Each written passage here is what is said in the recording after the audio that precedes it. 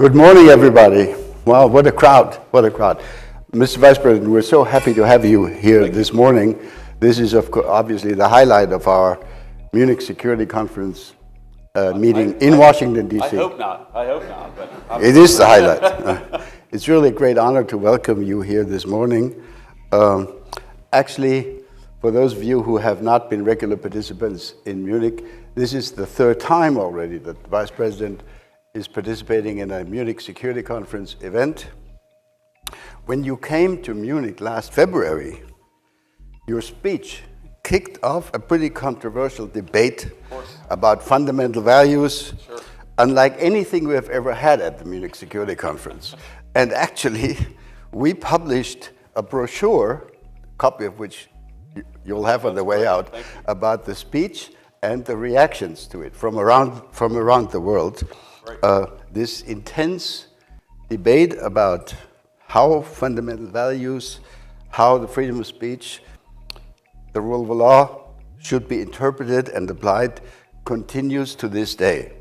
But when we prepared for this meeting with your team yesterday, we agreed, and they agreed, that today we should try to focus on current challenges of foreign policy, which confront us together. So thank you again for making yourself available. We don't have a great deal of time, so I'll not come up with a long introduction, and I just want to get us started. The first time you came to Munich, you were still a senator from Ohio. What I associate with Ohio is the Dayton Agreement, 30 years ago in 1995. I was at that time actually the German negotiator. So I actually lived in Dayton, Ohio for one entire month. So and why is this important? Because it was through US intervention, that peace was brought about in Europe, in the Balkans at that time. So if I may, let me ask my first question about the US and Europe. A distinguished former US diplomat, Richard Holbrooke, wrote almost exactly 30 years ago in a Foreign Affairs article that the United States is and should remain a European power. Today, 30 years ago, my question is, do you think that the United States should continue to see itself as a European power? In Munich, remember, you actually said, and I quote, "We are still on the same team." Are we, and what does that mean for the US presence in Europe and relationship with Europe? First question. Sure. Well, first of all, thank you, and I'm sorry my microphone apparently is broken, but we have another one, so that's good. So everybody can hear me now, right? Everybody can hear me? Great, good. So first of all, thrilled to be here and thrilled to have this conversation. I've been looking forward to it.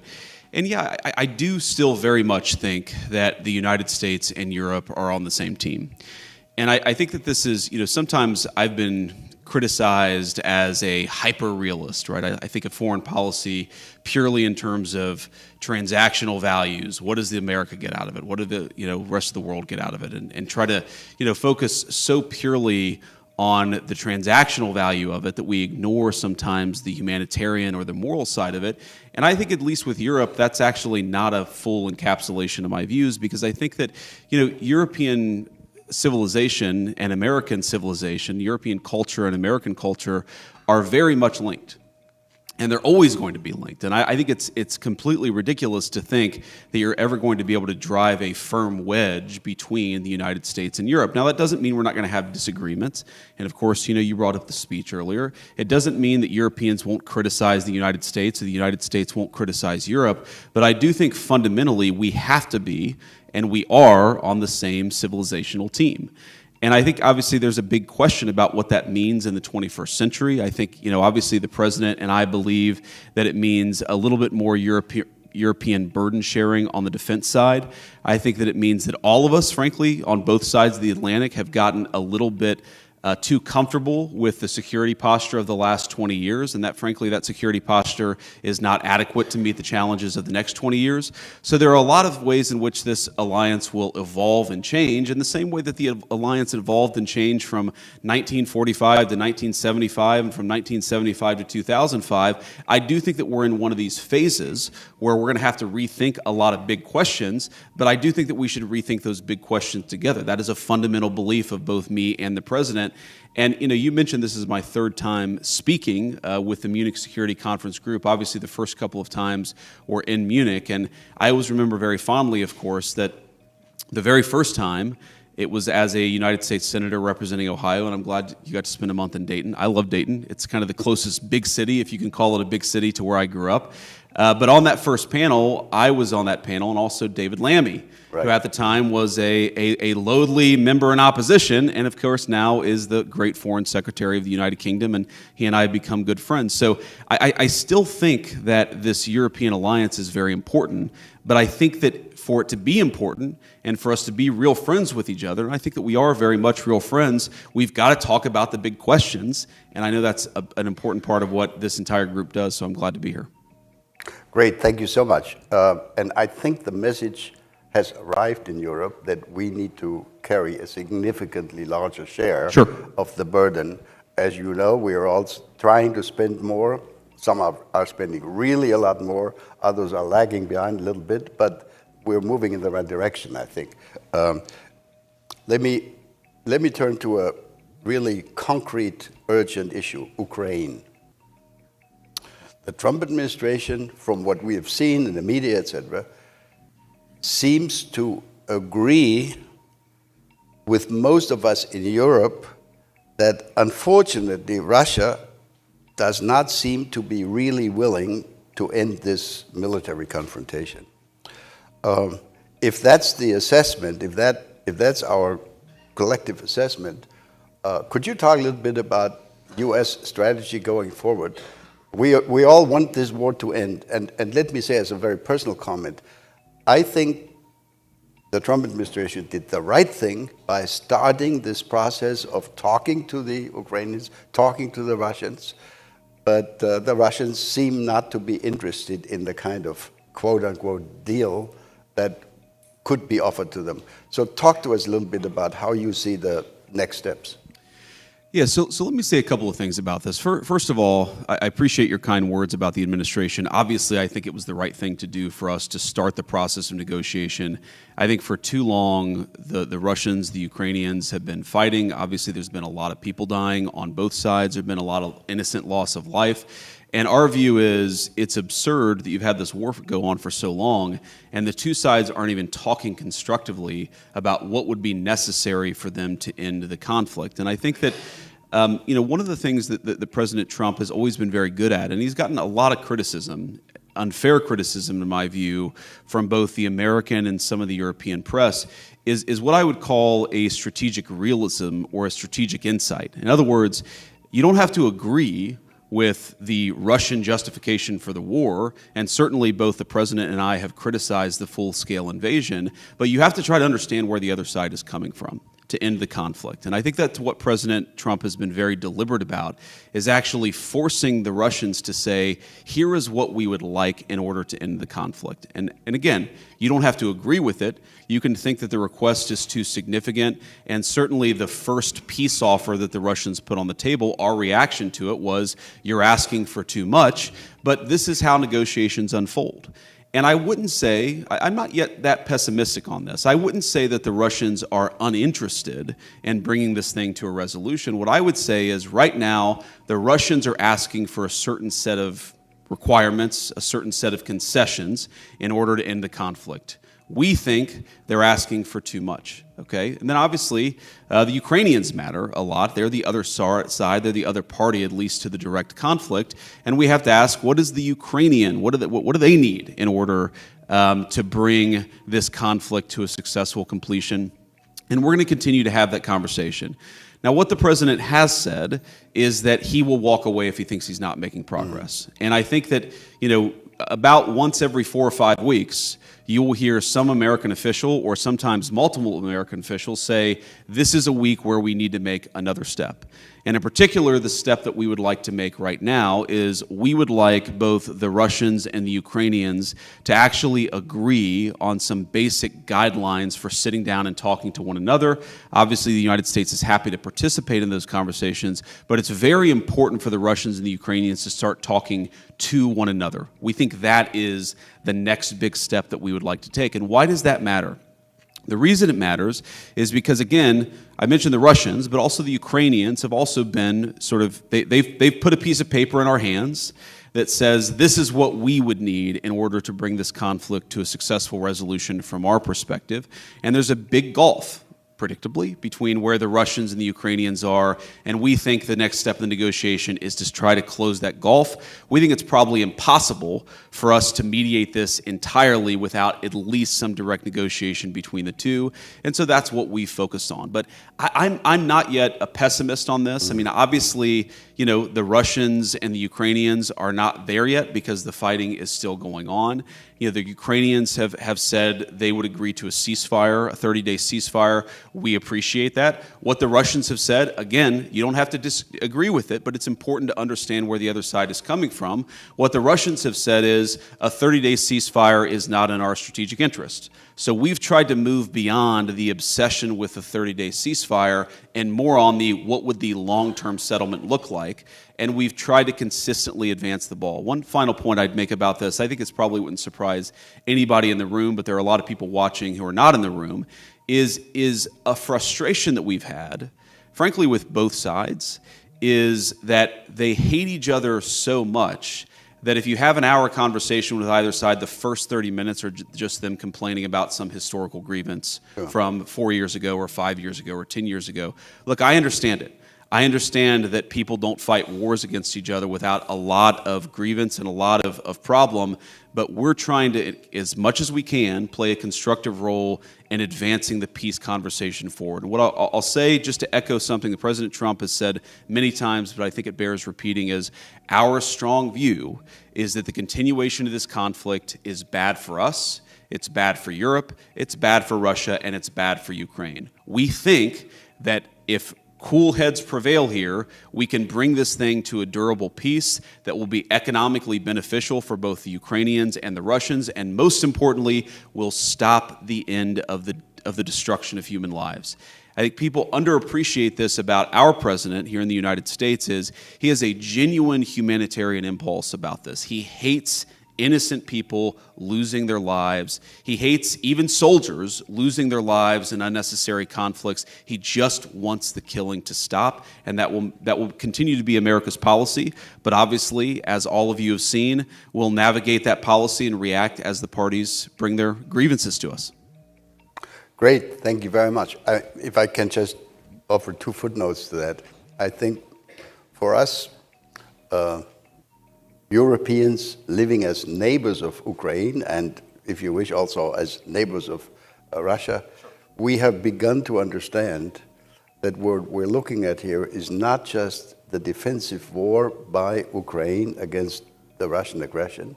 It is also a confrontation that puts at risk all of European security. In other words, it's indirectly our defense also. It's not just Ukraine. And this is why we're so desperately interested in seeing that this comes to an end, hopefully. And I think the real trick for negotiations and for a conclusion of this is going to be that it's going to be lasting and not broken in the next 3, 6, or 9 months again.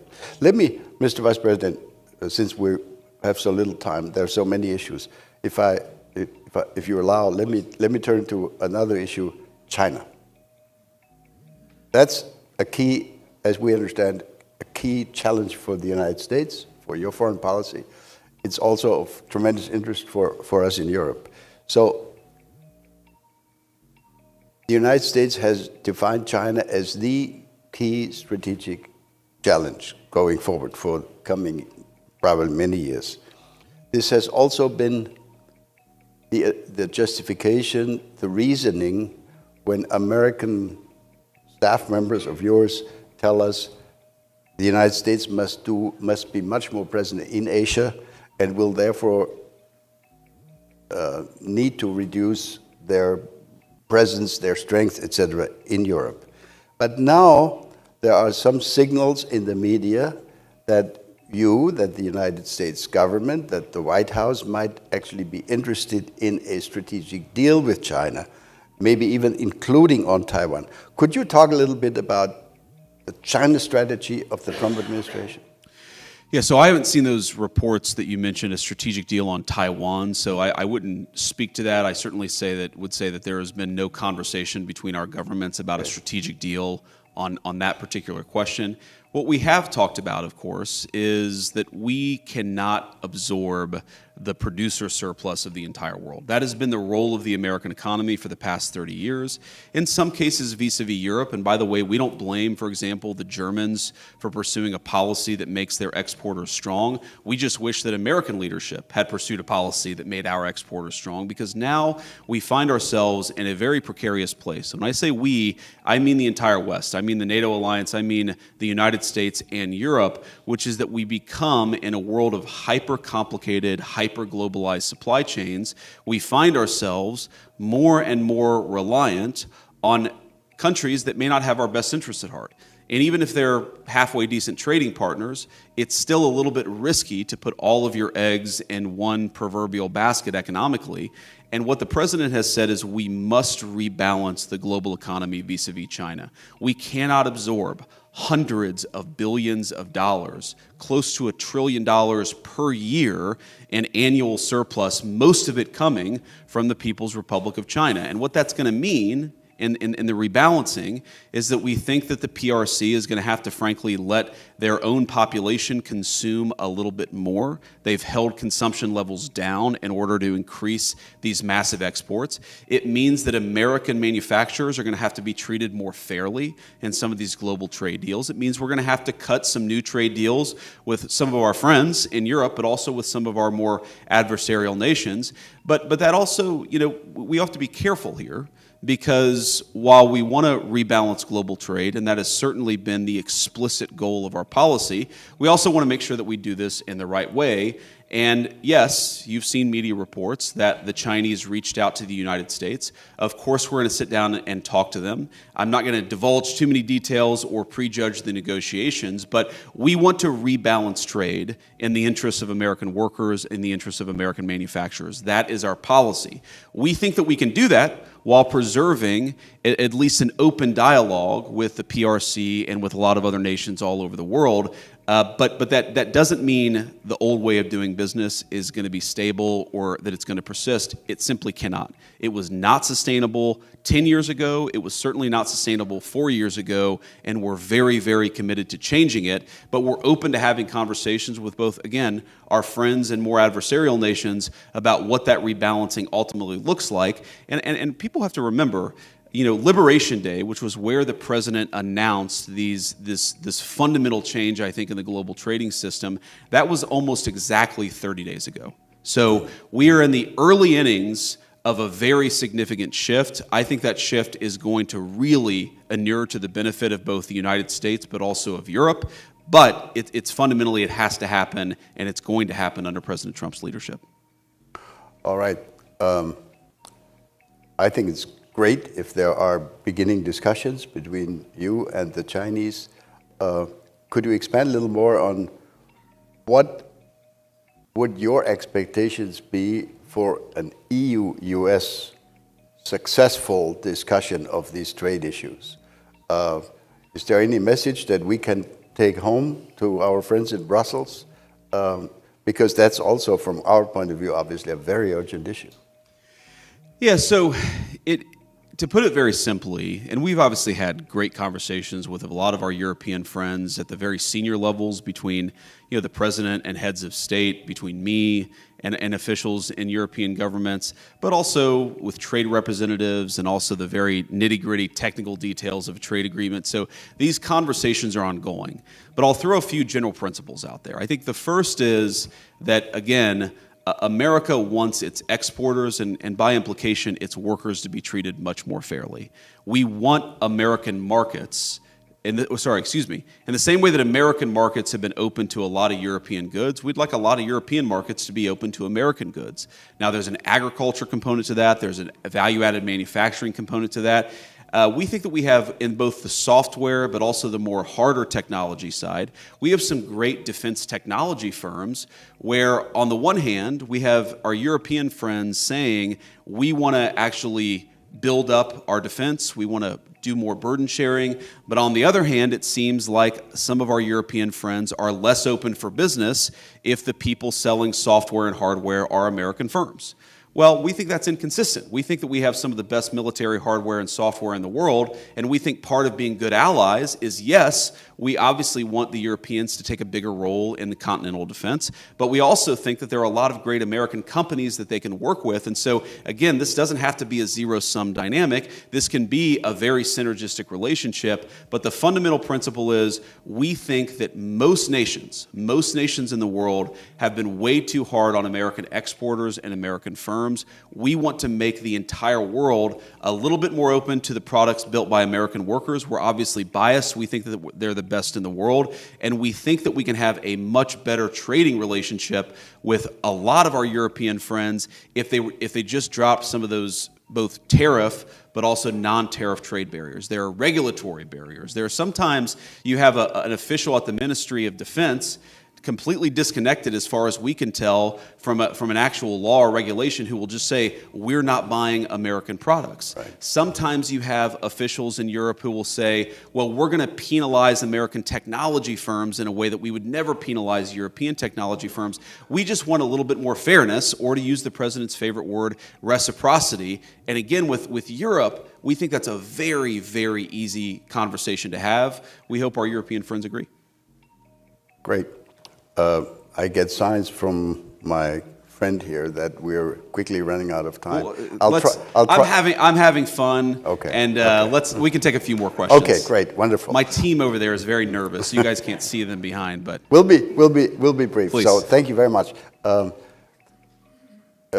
We've heard that there is, in coming days or next 2 weeks, a presidential trip to the Middle East coming up. Sure. Among the many unresolved issues of that region is the issue of Iran and their nuclear ambition, et cetera, et cetera. Could you talk a little bit about the region? There's so many unresolved issues, the Gaza issue, but also Tehran. What would your expectation be? What would the goal be? Would you go for zero enrichment by Iran? Some people have suggested that. Or are we looking at a replay of the earlier, agreement that was reached 10 years ago? Yeah. So there are a couple issues with the earlier agreement. The JCPOA, right, as it's called here in the United States, and I assume in Europe. But here the two big issues with that agreement are, number one, the enforcement or the inspections regime was incredibly weak. And I don't think that it actually served the function of preventing the Iranians from getting on the pathway to a nuclear weapon. That's one thing that must be different. And then second, yes, we believe that there were some elements of their nuclear program that were preserved under JCPOA that, yes, they weren't nuclear weapons. Iran doesn't have a nuclear weapon, but allowed Iran to sort of stay on this glide path towards a nuclear weapon if they flip the switch and press go. And we have to think about this not just in terms of Iran, which, again, the president has said this. We think that there is a deal here that would reintegrate Iran into the global economy, that would be really good for the Iranian people, but would result in the complete cessation of any chance that they can get a nuclear weapon. And that's what we're negotiating towards. And as the president has said, that's option A. And option B, if option A is very good for the Iranian people and even some of the folks, the leadership in Iran, option B is very bad. It's very bad for everybody, and it's not what we want, but it's better than option C, which is Iran getting a nuclear weapon. That is what is completely off the table for the American administration. No ifs, ands, or buts. Now, there are a couple of other things that are worth thinking about, because this is not just about Iran. if Iran gets a nuclear weapon, which country then next gets a nuclear weapon? And then when that country gets a nuclear weapon, which country after that? We really care, not just about Iran, but about nuclear proliferation. And the president said this in an interview a few weeks ago. It's one of these things that in the maelstrom of the media, the signal and the noise, this was very much signal, but it got lost in the noise. The president hates nuclear proliferation. I hate nuclear proliferation. And I think that the president would be very open to sitting down with the Russians and the Chinese and saying, look, let's get this thing in a much better place. Let's reduce the number of nuclear weapons that are in the world writ large. That's obviously not a conversation for tomorrow. That's a conversation, God willing, for a few years from now. But there is no way you get to that conversation if you allow multiple regimes all over the world to basically enter this sprint for a nuclear weapon. And we really think that if the Iran domino falls, you're going to see nuclear proliferation all over the Middle East. That's very bad for us. It's very bad for our friends. And it's something that we don't think can happen. So without prejudging the negotiations, I will say so far so good. We've been very happy by how the Iranians have responded to some of the points that we've made. We've been very happy that some of the intermediaries and some of the folks who are in the room, the role that they've played, the Omanis in particular, have played a very positive role, and we're very grateful to that. So far, we're on the right pathway, but this is going to end somewhere. And it will end either in Iran eliminating their nuclear program, their nuclear weapons program. They can have civil nuclear power, okay? We don't mind that. But let me ask this basic question. Which regime in the world has civil nuclear power and enrichment without having a nuclear weapon? And the answer is no one. No one right now has a civil nuclear program with their entire enrichment infrastructure that can enrich to the 90+% needed to get to fissile material and a nuclear weapon. So our proposition is very simple. Yes, we don't care if people want nuclear power. We're fine with that, but you can't have the kind of enrichment program that allows you to get to a nuclear weapon, and that's where we draw the line. Great. I think most of us would totally agree with that. And especially, I think, speaking on behalf of a non-nuclear country with the goal of maintaining the nuclear non-proliferation regime. Yes. That's very important. That allows me to turn to my next or last question on NATO, because most people don't understand that the fact that we've had NATO under US leadership for the last 70 years, that has been an essential instrument of international non-proliferation. Yes. If we had not had the US nuclear presence in Europe, I would be prepared to give you at least 2, 3, 4, 5 countries in Europe that would have gone nuclear if they had not had this reassurance. Sure. So NATO has played a big role in nuclear non-proliferation. In 6 weeks' time, we have a NATO summit coming up. And again, there are many issues. One will be the continuing issue of defense spending. As we mentioned earlier in our discussion, Europeans are doing more, but we've also listened to demands coming out of the administration that are even more ambitious. So could you talk a little bit about your level of expectation? What would be your desired outcome of that NATO summit in terms of defense spending, in terms of how much Europe will need to do on its own in order to relieve the United States more in Europe? Yeah, so I think there are a couple of different components to this. So first of all, what the president has said is he'd like to see 5% spending on defense in NATO.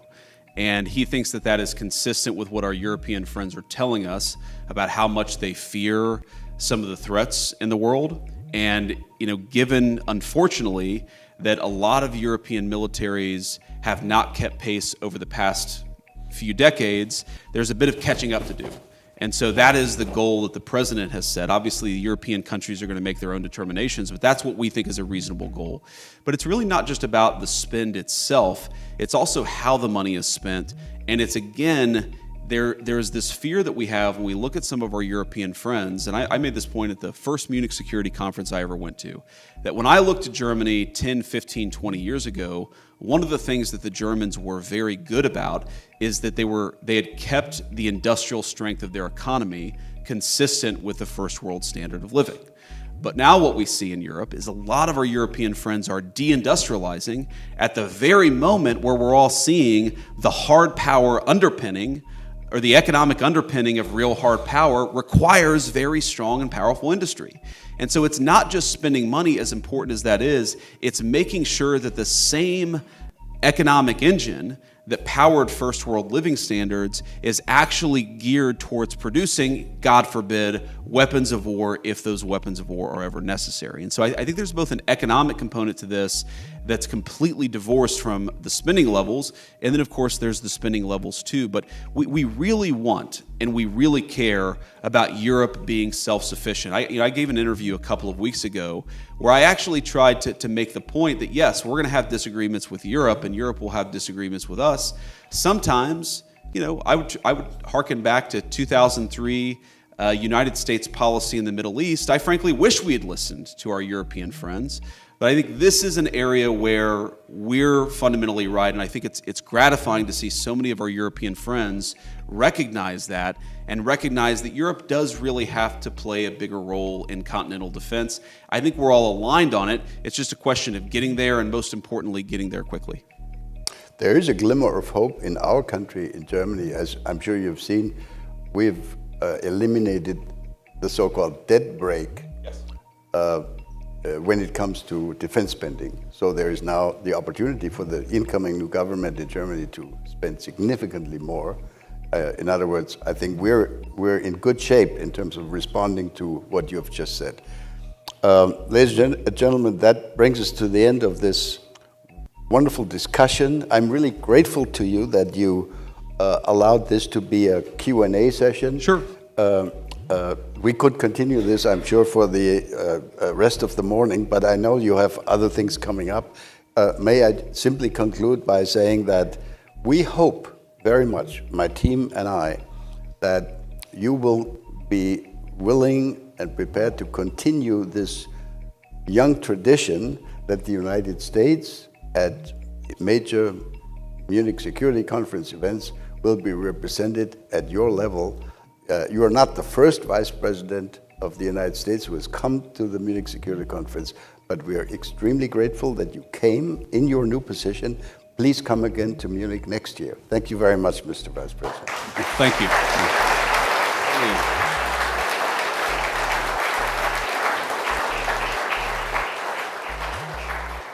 So if I may just say a few things in conclusion. First of all, I appreciate the kind words. And I appreciate the invitation back. I wasn't sure after February whether I'd get the invitation back, but it's good to know that it's still there. Well, we thought about it. Second